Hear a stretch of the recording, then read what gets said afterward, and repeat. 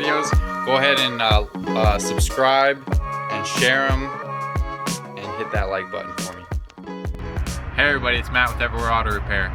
Today we're out here working on this, it's a 12 valve Cummins, it's a 1996 Dodge Ram. Zoom out, go walk out there and get this in the picture.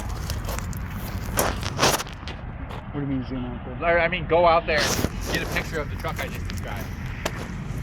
Hey, yeah. Just keep the thing rolling the whole time, don't fucking shut it off. So it's a 12 valve Cummins. Okay, now get over here. Keep that thing rolling. Alright. We're doing the fuel injector O-rings. We've got a leak or something in the back. I don't know. The customer is, I'm not really a diesel guy, but the customer knows what he wants. He wants O-rings on his, he wants injector O-rings done. So the first thing that we did was we disconnected the negative terminal on this battery and the negative terminal on this battery. And then, let me see the camera for a second. We've got this fuel rail that goes, this one line goes all the way to the back. And there's these little 10 mils banjo bolts. And so I got my 10 mil ratcheting wrench and I set it on there. Oh, I already broke that one loose. But let's go over to this one.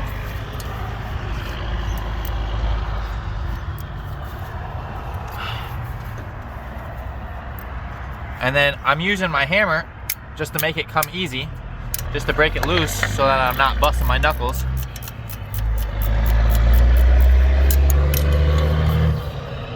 Okay. All right, now what we got going on is we got a 19mm wrench. I brought it in here and I just kind of fit it in here, and then I just hold it real easy. It's kind of hard to reach in here. What you should be having is a crow's foot, because then I could just put it in here, get an extension, it'd be easy. We might still have to go and get a crow's foot, in fact, but if I can get away without doing it, then that's what I'm gonna do. So right now I'm just taking this all the way off. Okay.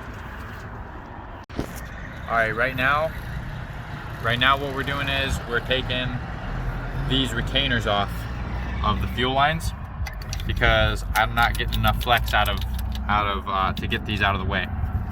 So it's I'm using an 8mm ratcheting wrench, and then I'm putting my finger on the back here, and then I'm putting my ratcheting wrench on the nut, and then I'm putting my thumb on top of the ratcheting wrench. Kill it. So the way that we're getting these injectors out is they go in there like this, and you can see there's a little detent right there, and you got to basically overcome that detent somehow. They make a special tool that you can screw on to here, and you can just use a slide hammer to pull them up. I would never ever again do this job without that special tool. The way that we're doing it now is we're getting our 15mm wrench on the injector, and you just shake it loose, and eventually you'll overcome the detent, and that'll let you, it'll come right out, it'll pull out by hand. So just get the special tool. Just get the special tool and it'll make your life easier. We can look right here at the old crush washers, and we can see that that's why we got a leak right here. And if we look at the new crush washers, pause it, you can see the new crush washer is quite a bit thicker.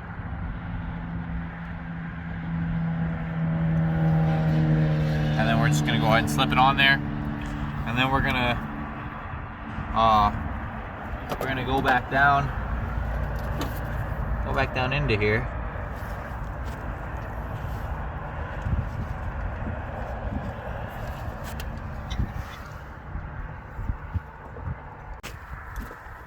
All right, so I figured out the trick with these injectors. Okay, what I was reading online, they were telling me to take a 15mm wrench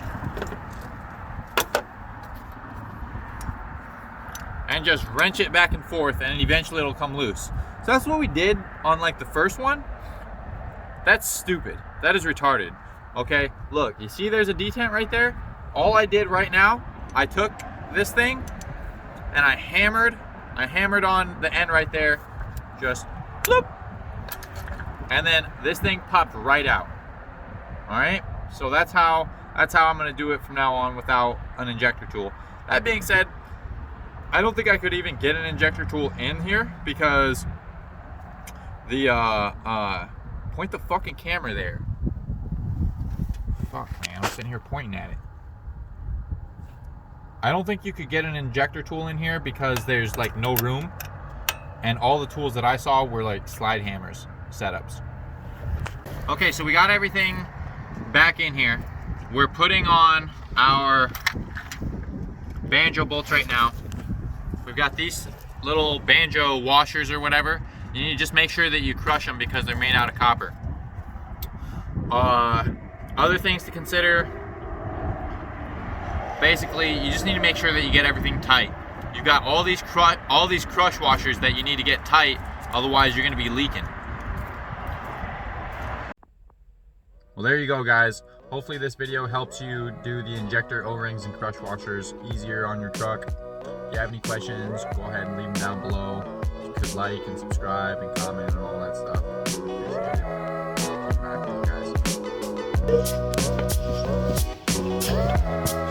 What? Oh my